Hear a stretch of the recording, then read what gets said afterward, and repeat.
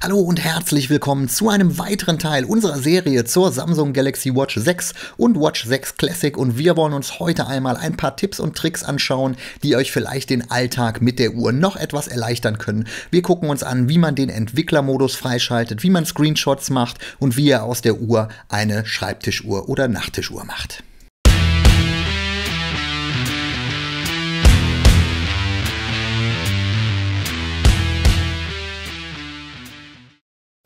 Eine Frage, die ich schon öfter gestellt bekommen habe, ist, wie kann man denn das Display der Uhr drehen? Denn es kann ja durchaus sein, dass ihr die Uhr andersrum tragt, mit den Knöpfen nach links, nach rechts und so weiter und so fort. Das geht recht einfach. Einfach in den allgemeinen Einstellungsbereich, dann in den Bereich Ausrichtung, und schon könnt ihr anpassen, ob ihr die Uhr am rechten oder am linken Handgelenk tragt. Das ist die eine Möglichkeit der Einstellung oder vielmehr der eine Punkt der Einstellung. Der fast noch wichtigere für die Orientierung und Ausrichtung des Displays ist aber die Position der Schaltflächen, wenn man das so ausdrücken kann. Die Übersetzung ist ein bisschen missverständlich aus meiner Sicht, denn da könnt ihr jetzt das Display drehen und genau dahin anpassen, so wie ihr die Uhr tragt, und dann auch genauso ausrichten, dass es euch anschaut. Ihr habt irgendwas auf dem Display eurer Uhr, was ihr unbedingt als Screenshot weiterverarbeiten wollt oder teilen wollt oder ähnliches. Auch das ist bei der Uhr möglich, genauso wie am Smartphone. Einfach beide Tasten einmal kurz drücken und schon erstellt die Uhr einen Screenshot von eurem Display. Das Bild findet ihr dann in eurer Galerie, und dazu geht ihr einmal in die Galerie-App und könnt dann, wenn ihr hier jetzt quasi die Bilder aus einem gewissen Ordner seht, das ist der Standardordner zum Beispiel jetzt hier, dann müsst ihr da einmal rausgehen und in die Screenshots reingehen, und schon habt ihr auch eure Screenshots dann zur Verfügung und könnt diese gegebenenfalls teilen oder was auch immer ihr damit machen wollt. Also insofern Screenshot, beide Tasten gleichzeitig drücken.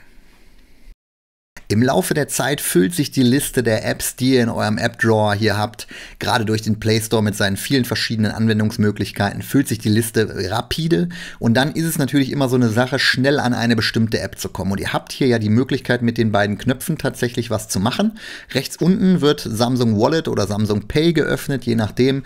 Früher hieß es Pay, jetzt heißt es Wallet. Da lässt sich also nichts machen, aber den oberen Knopf, den könnt ihr individuell belegen und damit eure Lieblings-App starten. Und wie das geht, das zeige ich euch jetzt mal ganz schnell. Ihr geht in die erweiterten Funktionen, findet dann Schaltflächen anpassen. Die Übersetzung ist tatsächlich auch ein bisschen schwierig aus meiner Sicht, denn es sind ja keine Schaltflächen. Und könnt dann hier beim zweimaligen Drücken der App, des Knopfes quasi konfigurieren, welche App gestartet wird. Und wir gehen hier einmal runter und nehmen jetzt einfach mal als Beispiel WhatsApp. Ihr könnt natürlich auch jede beliebige andere App nehmen. Jetzt haben wir quasi das hier konfiguriert und drücken jetzt zweimal auf den oberen Knopf und es startet automatisch WhatsApp. Also wenn ihr da eine spezielle App habt, die ihr häufiger öffnen wollt, könnt ihr das darüber konfigurieren. Vielleicht kennt ihr es von eurem Smartphone, es gibt auch auf der Uhr einen Entwicklermodus, der Vor- und Nachteile mit sich bringt. Also da will ich mich gar nicht zu äußern, ob das jetzt gut oder schlecht ist. Einfach 5-mal auf die Softwareversion klicken und ihr seht, der Entwicklermodus ist freigeschaltet. Da könnt ihr dann Konfigurationen vornehmen, die so ein bisschen über das normale Einstellungsniveau hinausgehen. Seid da unbedingt vorsichtig, da könnt ihr auch durchaus Dinge mit kaputt machen. Aber guckt einfach mal rein, vielleicht ist ja was Interessantes für euch dabei, oder wenn ihr was im Internet gelesen habt, dazu müsst ihr den Entwicklermodus starten. Einfach 5-mal auf die Softwareversion und schon habt ihr den Entwicklermodus freigeschaltet. Eine Sache, die man zum Beispiel im Entwicklermodus machen kann, und damit will ich euch nur einen Hinweis geben, es ist keine Empfehlung oder ähnliches. Ihr könnt zum einen ADB-Debugging aktivieren, das heißt also, ihr könnt Sideload-APKs auf die Uhr laden. Wer jetzt nicht weiß, was das bedeutet, der sollte sich da auch gar nicht weiter mit beschäftigen.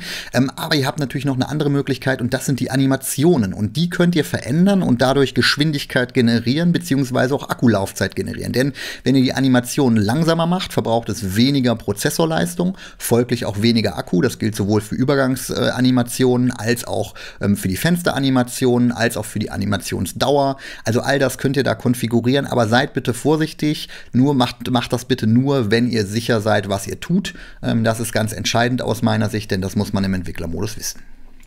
Eine Sache, die man relativ gefahrlos einstellen kann, ist die oberste Option in den Entwickleroptionen, und die dient dazu, eure Uhr, wenn ihr ein tolles Watchface mit einem Bild oder ähnlichem habt und ihr wollt das gerne als Nachttischuhr verwenden, könnt ihr hier oben beim Laden aktiv bleiben aktivieren, dann bleibt das Watchface aktiv und ihr seht während des Ladens euer Watchface. Es verbraucht natürlich mehr Strom, das sollte jedem klar sein, aber wenn es am Strom hängt, ist das vielleicht eine Option, die Nachttischuhr zu ersetzen. Ja, wer sich von euch schon immer dran gestört hat, dass diese Uhr einen doofen Namen hat, so wie hier unsere Uhr, ja, der ist vielleicht mit diesem Tipp richtig unterwegs, denn wir können die Uhr natürlich auch umbenennen. Standardmäßig heißt es ja Watch 6 Classic von Stefan in unserem Fall. Und wenn ihr hier unten auf die Infos zur Uhr geht, dann könnt ihr hier im oberen Bereich über Bearbeiten die Uhr dann auch entsprechend umbenennen. Da könnt ihr irgendeinen beliebigen Namen vergeben. Der hat natürlich eine gewisse Anzahl von Stellen, die dann irgendwann aufhört, aber grundsätzlich könnt ihr erstmal jeden beliebigen Namen vergeben und die Uhr somit auch individualisieren. Gerade wenn ihr vielleicht mehrere Uhren habt, aus welchen Gründen auch immer, ist das eine gute Möglichkeit, da für Klarheit in eurer Auflistung der Smartwatches in der Wearable App zu sorgen. Ja, und der letzte Tipp, der bezieht sich darauf, dass natürlich die Eingabe von Informationen über die Uhr durchaus etwas schwierig sein kann. Wir haben ja hier sogar einen Browser auf der Uhr und wenn ihr da Dinge eingeben wollt, dann ist es immer so, dass gegebenenfalls die Tastatur nicht die richtige für euch ist, weil sie irgendwie für eure Finger zu klein, zu groß, wie auch immer ist. Und da gibt es neben der Samsung-Uhr aus meiner Sicht noch eine sehr gute Alternative und zwar die Gboard-Tastatur. Die könnt ihr einfach im Play Store runterladen, einfach danach suchen, installieren und habt dann eine Alternative zur Samsung-Tastatur, die aus meiner Sicht auch die bessere Alternative ist, wobei das am Ende Geschmackssache ist. Ja, wie könnt ihr das Ganze konfigurieren? Einfach rein in die Einstellungen, dann unter Allgemein und in dem Punkt Eingabe findet ihr die Standardtastaturen. Da ist einmal die Samsung-Tastatur voreingestellt und dann natürlich Gboard, wenn ihr es installiert habt. Und ich zeige euch jetzt auch nochmal die Standardtastatur, nur dass ihr nochmal den Vergleich habt. Ja, das ist am Ende natürlich irgendwo Geschmackssache. Ich persönlich, mir gefällt die Gboard-Tastatur besser, wenngleich auch die Samsung-Tastatur im Laufe der Zeit auch nochmal deutlich besser geworden ist, als sie es in der Vergangenheit war. Und auch hier unten könnt ihr dann noch konfigurieren, falls ihr das benötigt bei der Samsung-Tastatur.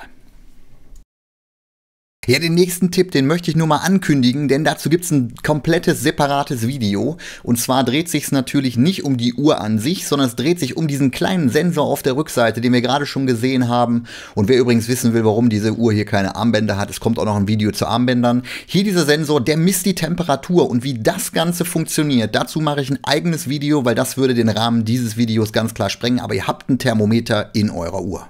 Ja, das war meine kleine Auswahl an Tipps und Tricks für die Samsung Galaxy Watch 6 und Watch 6 Classic. Und wenn ihr auch noch Tipps und Tricks habt, schreibt mir gerne in die Kommentare. Ich interessiere mich für sowas immer, weil da gibt es ja immer noch Geheimnisse, die man noch nicht ergründet hat. Von daher gerne unten reinschreiben, wenn ihr auch noch was wisst. Am Ende danke ich euch fürs Zusehen und sage wie immer, Alexa, Kamera aus. Okay.